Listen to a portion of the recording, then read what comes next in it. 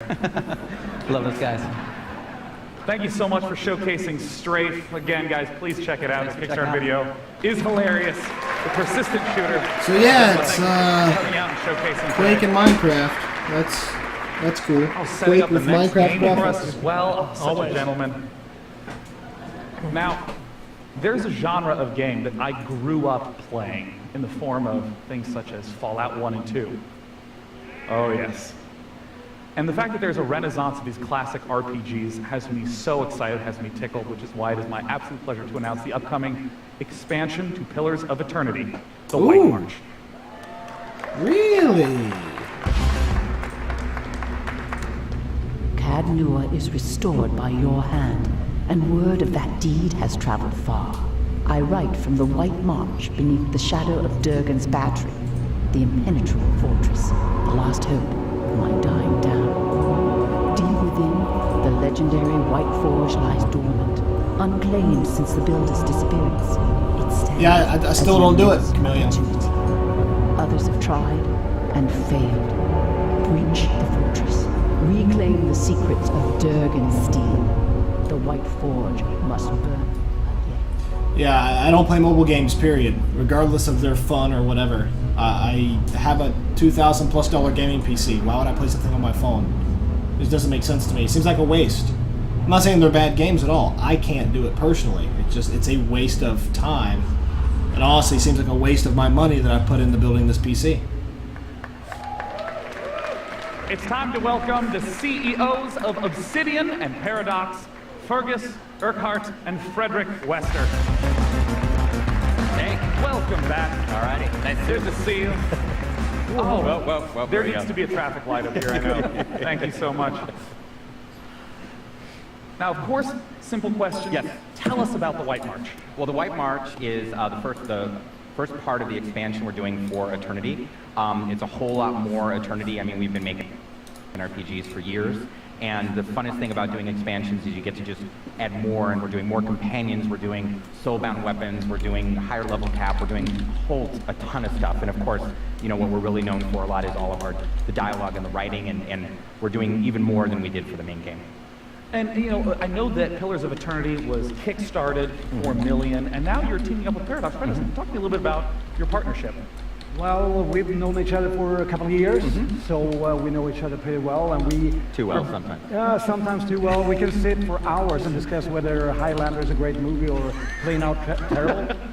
And that's great. So Such a jab to put in there. I like that. so when the opportunity came up to work with Obsidian, we just said it's perfect because we want to work long-term with our partners.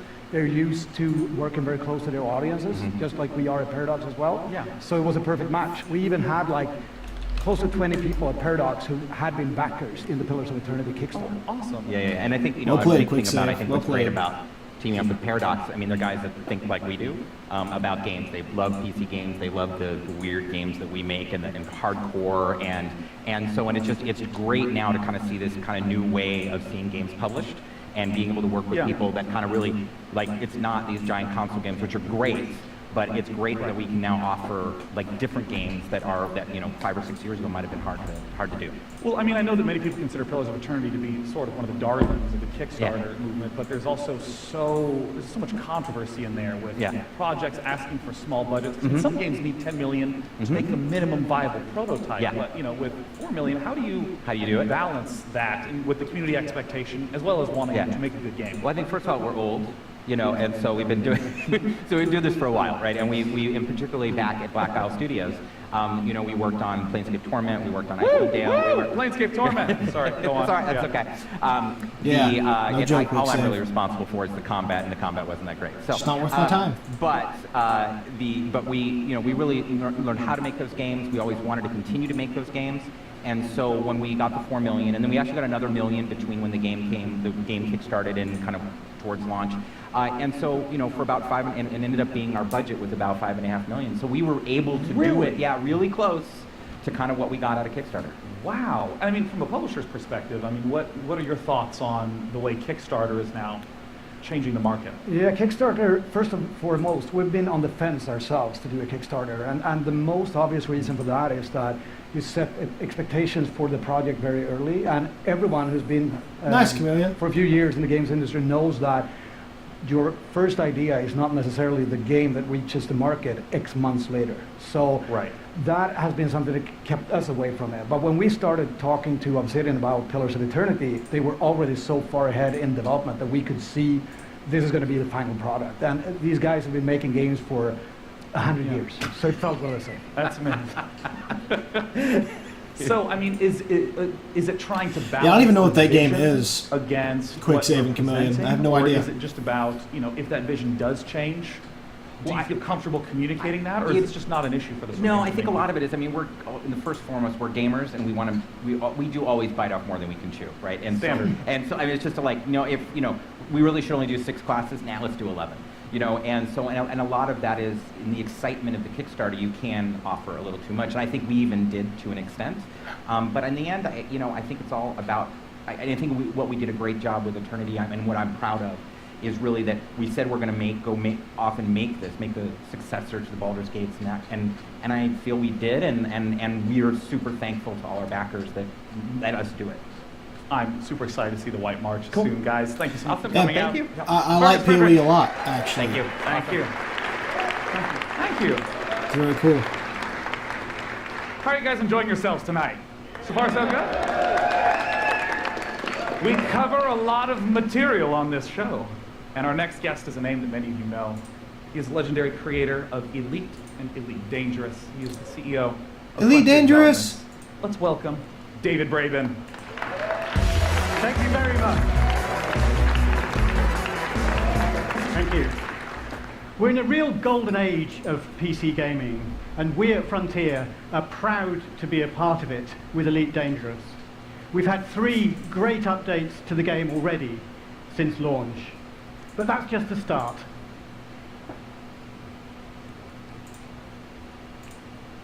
I forgot my line. Sorry. Woo! Yeah!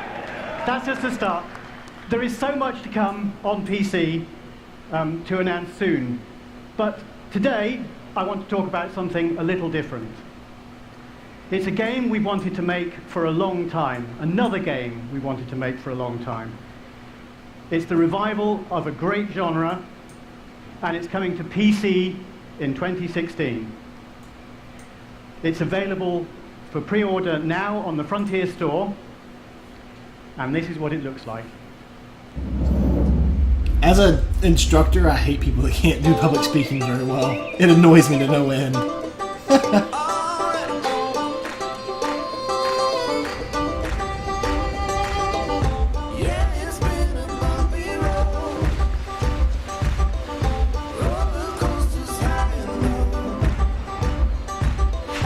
That sounds cool, Dishes.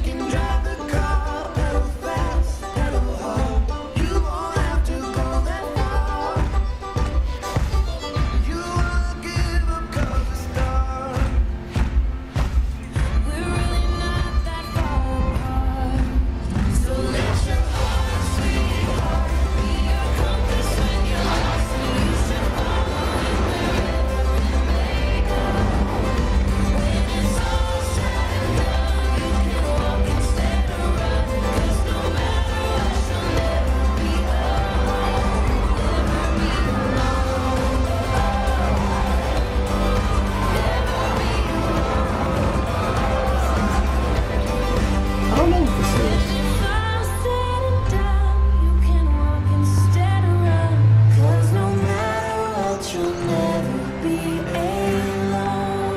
Planet Coaster. Huh.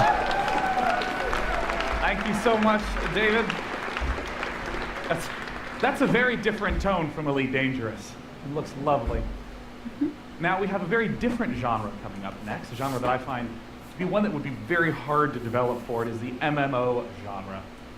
Please join me in welcoming the director of ArenaNet to talk about the expansion for Guild Wars 2, Heart of Thorns, Colin Johansson. Welcome.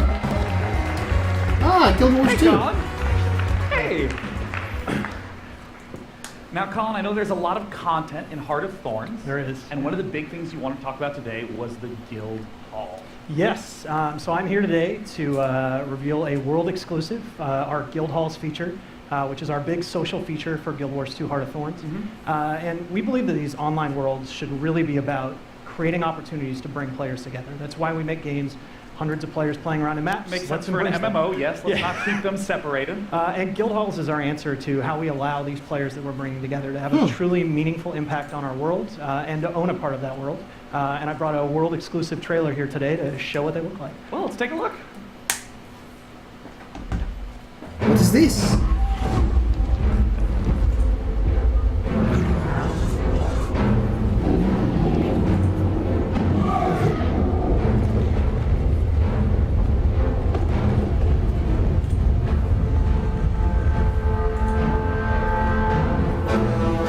Claim your guild hall.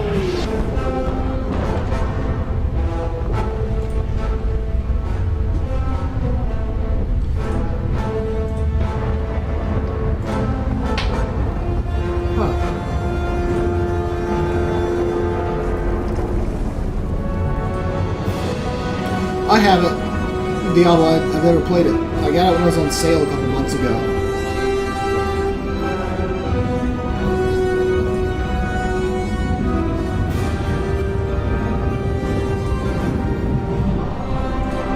I got it for like $10.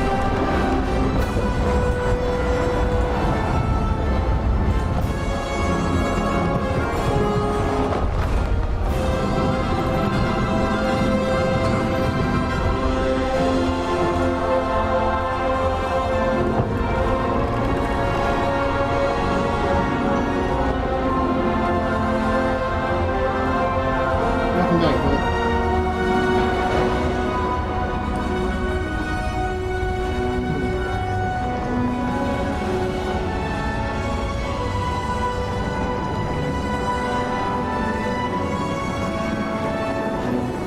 Well, that's cool. They allow you to do that, I guess.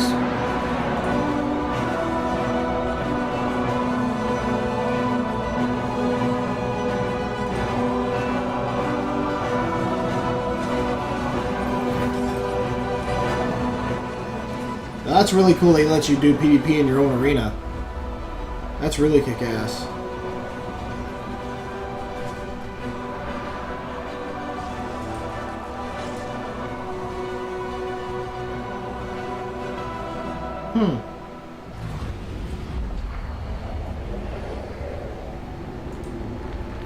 That's pretty cool. You know, this still makes me laugh because you described guild halls as a social feature. But that looked like a lot of shit. Yeah, guild halls are a lot more than a hall. They are an entire map that your guild gets to own. And the way these work is basically the map begins owned by the Jungle Dragon and its armies. And the guilds will band together, they'll fight their way into the jungle, and they'll actually fight their way through this hall to capture the map for their guild. Once they own it, it becomes basically their home to customize, personalize, grow, and develop. And there's so many features carried within this that players can experience. You can form guild teams now, and from here you can take your guild team out, you can compete in the competitive PvP leaderboards, and compete to the top of our world leaderboards, which is a new feature we're adding with guild halls. You can go on guild missions through the guild portal, where it opens up a portal your entire guild can take, and all together you can go out in the world and you can complete guild puzzles, go on guild treks, guild races. Within the guild hall itself, you can build all these different buildings as well as your guild progresses and grows. There's so much customization in here and fun for guilds to have. That's pretty cool. We've got to ask you. So, I mean, how much are we not getting to see here? There's a ton. I'll tell you about what some of these buildings are that we're looking at right now. For example, this first one that you can build is an arena. This is actually a combat sandbox that a guild can own. They can customize it. They can fight against their friends, their guild. They can invite other guilds in, and they can brawl against each other. You can decorate this arena. You can put up walls. You can set up traps. You can put down turrets. And you can even change the decorations live while combat is going on, while people are in there fighting against each other to change up the experience. Another one of the buildings that you can build is the workshop. And the workshop is a place where we're adding an entirely new guild-specific crafting profession, where you can make items for all the people in your guild.